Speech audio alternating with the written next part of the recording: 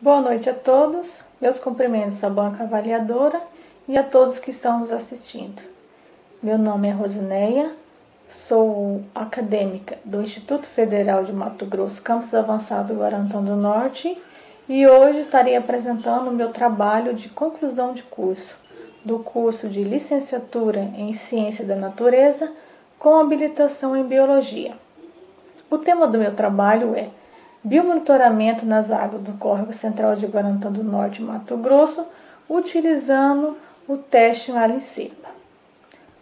O município de Guarantã do Norte está situado no extremo norte do Mato Grosso, conforme demonstrado na figura 1, localização do município de Guarantã do Norte. Guarantã do Norte está situado às margens da BR-163, rodovia Santarém-Cuiabá, e também está na divisa no estado do Pará. Na figura 2, temos a vista aérea de Guarantã do Norte, uma pequena parte da cidade.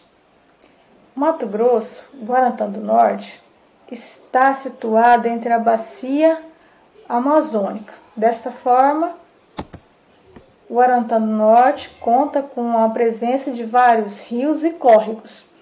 Entre os córregos podemos citar o córrego Novo Horizonte, Erundina, córrego Central, que é o foco desse estudo, e entre outros. O córrego Central está situado no centro do município de Guarantã do Norte. Conforme demonstrado na figura 3, ele tem a sua estrutura recoberta por argamassas e pedra, tem 965 metros de extensão, 3 metros de largura e 1,4 metros de profundidade. Tendo em vista que a cidade de Guarantã do Norte não tem coleta de esgoto aplicado em toda a cidade, apenas uma parte, observamos também nesse córrego uma imensa atividade antrópica, com acúmulos de lixo nesse ambiente.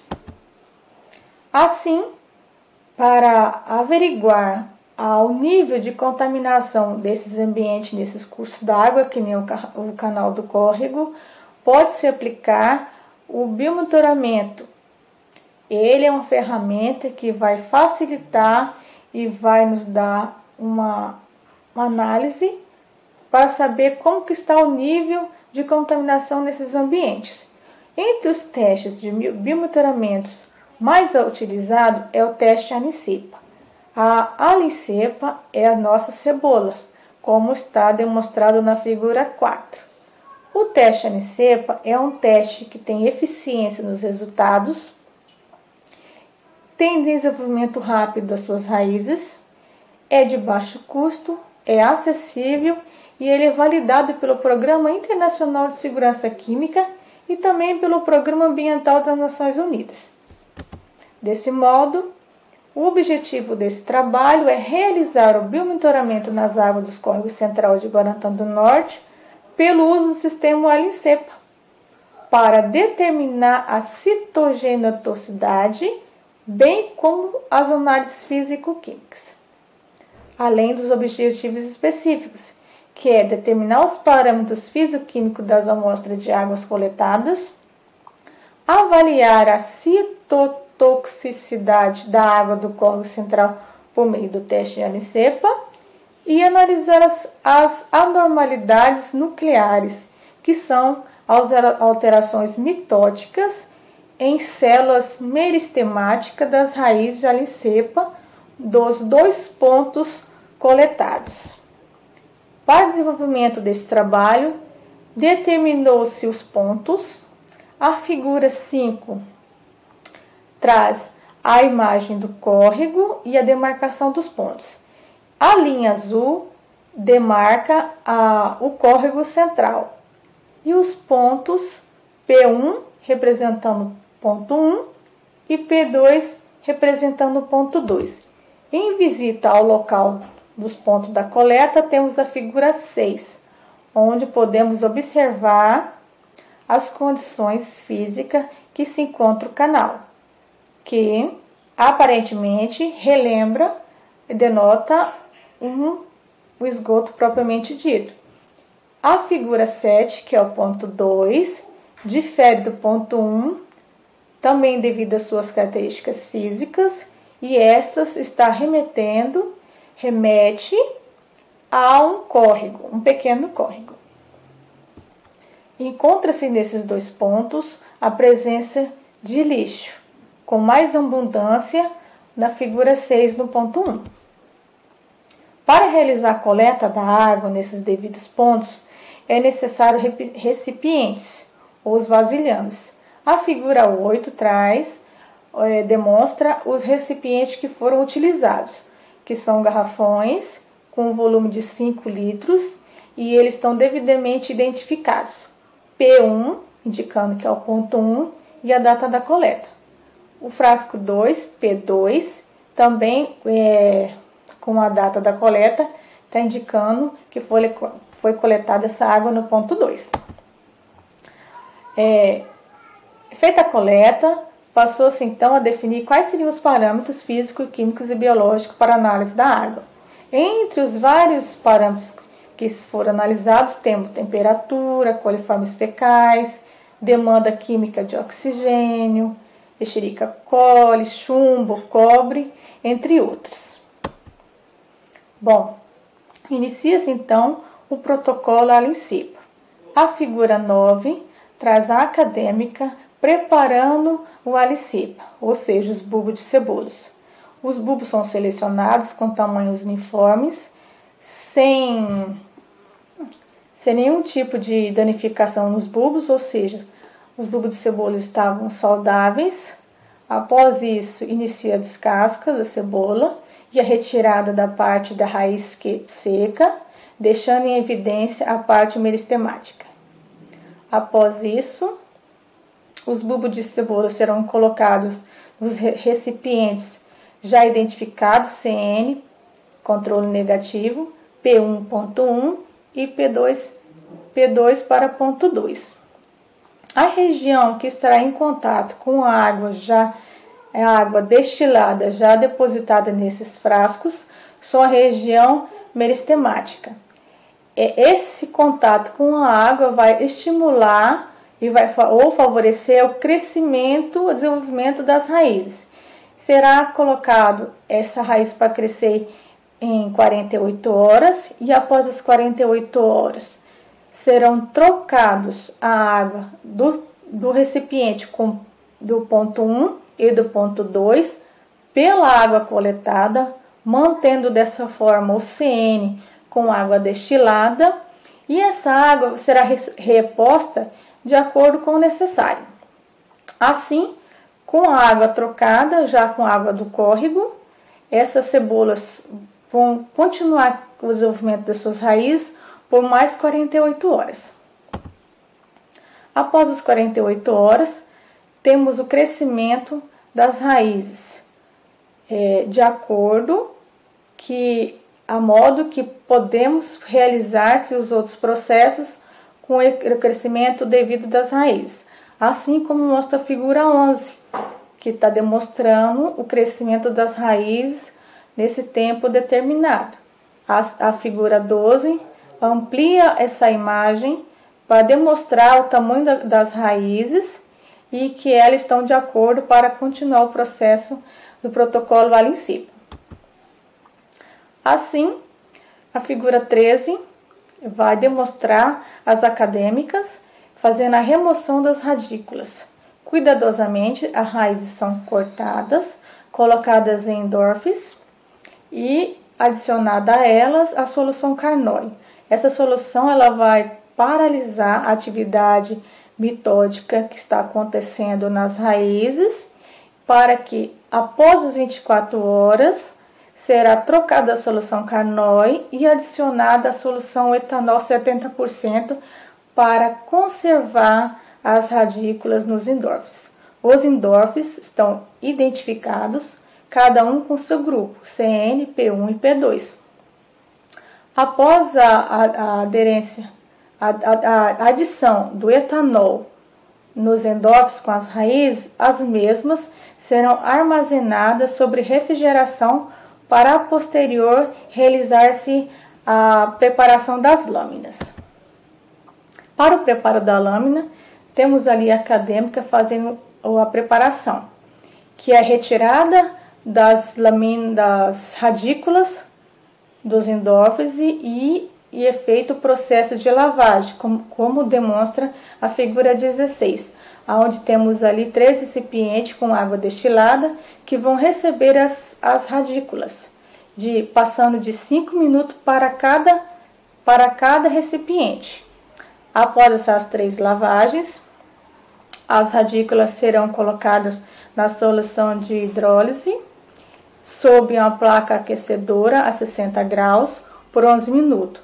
Após, passando esses 11 minutos, vai ser retirada a raiz, as radículas, e colocada sobre uma lâmina, como demonstra a figura 17, aonde apenas a região meristemática, que é essa parte de coloração branca, que será necessário ou útil para realizar o processo de esmagamento. A parte restante da raiz será descartada. Realizou-se o corte, vai receber a coloração. A coloração utilizada é o guisma. O guisma vai ficar em contato com a célula por 15 minutos. Após esses 15 minutos, vai ocorrer a técnica de esmagamento, logo a fixação da lâmina sobre a lamínula, através do esmalte transparente, aguarda secar, para a posterior realizar observação ao microscópio, como mostrado na figura 19, onde temos a acadêmica realizando a visualização e observação através do microscópio e o computador. E nele está acoplado uma câmera para facilitar a observação e também a captura da imagem, como demonstrado na figura 20.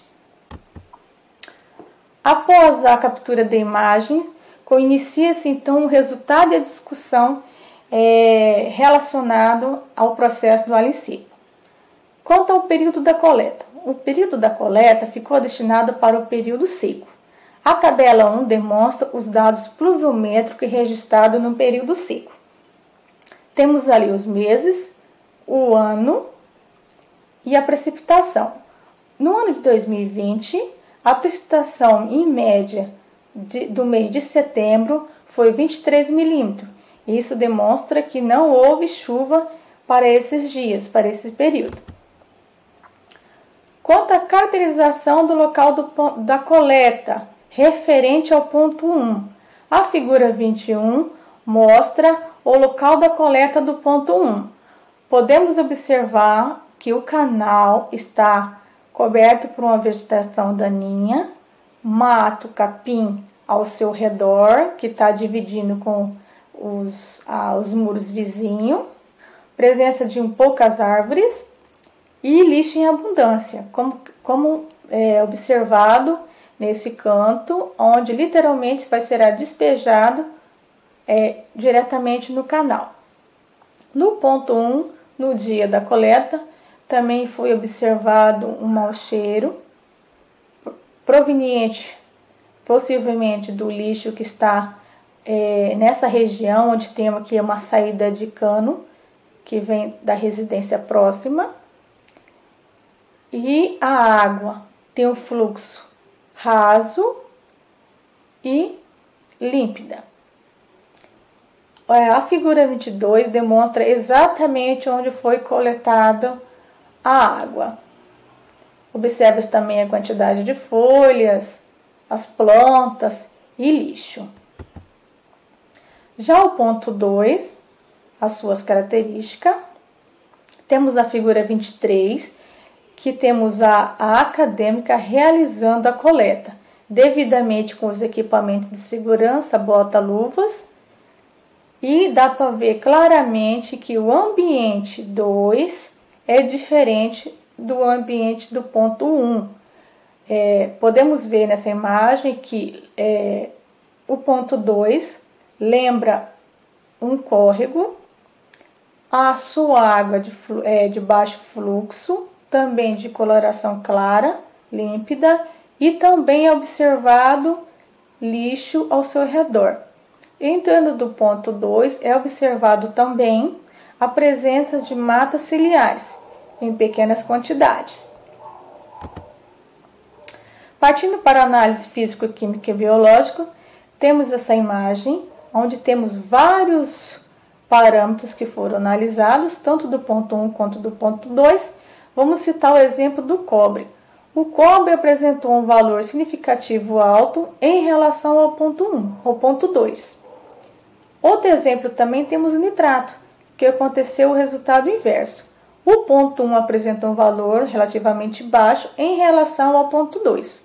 Outro exemplo, podemos citar os coliformes totais, que o ponto 1 apresentou um valor abaixo em relação ao ponto 2. Temos também Escherichia coli, que o ponto 1 apresentou um valor significativamente alto quando comparado ao ponto 2. Essa tabela está fundamentada na resolução do CONAMA. E para análise citogenéticas, no quesito citotoxicidade, temos a tabela 2 com o índice mitótico. A tabela apresenta grupo CN, controle negativo, P1.1.2. Temos ainda o índice mitótico, o grupo da prófase, metáfase, anáfase e telófase. Essa tabela foi confeccionada através dos dados obtidos do programa de computador Prisma. Ela apresenta o erro padrão e o desvio. A média, e o desvio padrão. Dessa forma, temos que no índice mitótico temos um asterístico representando um valor significativo ao nível de 5%, quando comparados ao CN. Isso indica que no ponto 1 houve uma redução no índice mitótico quando comparado ao CN. Isso se deve provavelmente às substâncias presentes naquela água que interferiu no desenvolvimento da mitose. No grupo da prófase, não foi observado um valor significativo entre o P1, P2 e ao controle negativo. Já a metáfase, no ponto 1, apresentou um valor significativo em relação ao CN. E o ponto 2 também apresentou um valor significativo ao comparado ao CN, ou seja, para a metáfase houve também uma interferência na divisão celular. A anáfase, o grupo da anáfase, não apresentou nenhum valor significativo quando comparado ao CN. Já a telófase, houve uma alteração quando comparado ao CN em relação ao ponto 1 e ao ponto 2 também. Ou seja, no grupo da telófase também sofreu uma redução quando comparado ao controle negativo. Análise citogenética referente à genotoxicidade. A figura 25 traz exemplos de células sem alteração cromossômica. A intérfase está representada pela letra A prófase representado pela letra B, metáfase representado pela letra C, anáfase representado pela letra D e telófase representado pela letra E. Já a figura 26 traz as aberrações identificadas no quesito fragmento solto, representado pela letra E. Temos aqui 3 exemplos de fragmento solto. Nessa imagem aqui podemos ver literalmente o fragmento que ele está desconectado com o cromossomo que estão aqui disposto na metáfase. Na imagem 2 também podemos observar um fragmento que está desligado dos demais cromossomos. Assim também na outra imagem que também podemos observar o fragmento solto dos demais cromossomos. A figura 27 traz as aberrações identificadas no quesito pontes anafásica, representado pela letra B. Temos aqui 3 exemplos de ponte anafásica. As pontes, elas podem aparecer em várias etapas da divisão celular. Porém, é mais evidente encontrá-las literalmente na parte da fase da mitose, que é a anáfase, como demonstrado nessa imagem aqui, que é onde temos os cromossomos, eles estão sendo puxados pelo fuso mitótico para a região polar da célula. Porém, aqui não houve um desligamento total das cromátides. Então, formou-se essa ponte. Nessa imagem também é possível visualizar esse fenômeno. E aqui também, na última imagem, também é possível observar essa aberração. A figura 28, continuando com as aberrações, identificamos agora o que chamamos de semetáfase, representado pela letra C. A semetáfase é caracterizada por uma metáfase desorganizada, podemos dizer assim, ela está em desordem, como mostra essa figura aqui, que durante o processo da metáfase, ela sofreu uma interferência e deixou ela desorganizada. Isso vai comprometer o desenvolvimento celular, assim como mostra a figura do centro e a lateral também. A figura 29, ainda das aberrações identificadas, temos agora os atrasos cromossômicos.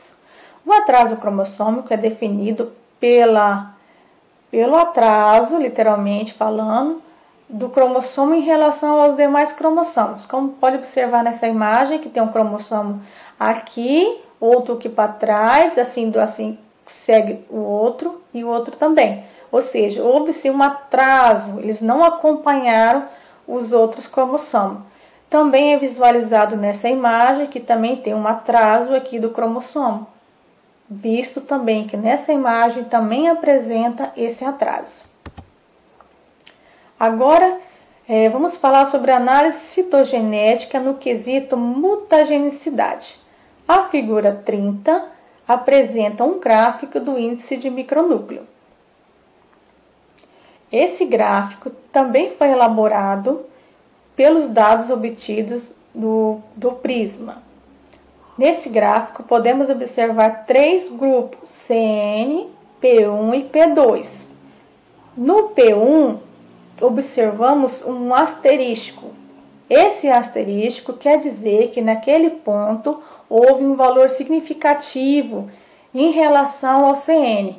Então, podemos dizer que o P1 ele apresentou um número considerável de micronúcleo quando comparado ao CN.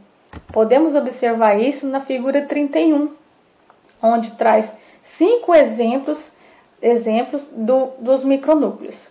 Eles estão indicados pelas setas de coloração clara, e o micronúcleo ele é formado a partir de fragmentos soltos. Esse fragmento ele vai ser envolvido por uma membrana, formando uma esfera de coloração semelhante ao núcleo. Por isso denominamos micronúcleos. E eles podem se encontrar tanto na borda do núcleo ou disperso no citoplasma. Diante dessas análises, citogenotoxicidade proveniente dos dados estatísticos do teste Malicepa e também das análises físico-químicas, podemos dizer que houve evidências de citogenotoxicidade nesses devidos pontos. E provou também que o teste Malicepa ele foi sensível para essa análise. Ele contribuiu para o biomonitoramento do córrego central de Guarantã do Norte. Levando em consideração a esses dados, podemos dizer que a água do córrego, ela está sofrendo uma contaminação, comprometendo a qualidade de água daqueles pontos, principalmente o ponto 1, onde foi observado uma ação antrópica com maior intensidade, e levando em consideração a isso, podemos dizer que o córrego ele poderia passar por manutenções periódicas, para assim evitar tanto danos ao equilíbrio do córrego e também evitar danos à saúde pública presente no entorno do córrego. Poderia também ser alvo de uma educação ambiental, demonstrando assim como se aplica uma educação ambiental voltada para os recursos hídricos, tanto para os estudantes, como também para toda a sociedade. Essas são as minhas referências, os meus agradecimentos. Quero agradecer ao Instituto Federal e todo o corpo docente pelo incentivo aos estudos, pela oportunidade que nos foi dada. Quero oferecer também ao grupo Leptox F, que é o Laboratório de Ensino e Pesquisa em Toxicologia e Farmacologia, que me proporcionou muito conhecimento e me ajudou no desenvolvimento desse trabalho. Quero também agradecer aos meus colegas de projeto, a Nídia e o Haxon, e ao professor George, por me dar todo esse apoio e na conclusão desse trabalho. E deixo aqui meus sinceros agradecimentos a todos. O meu muito obrigada.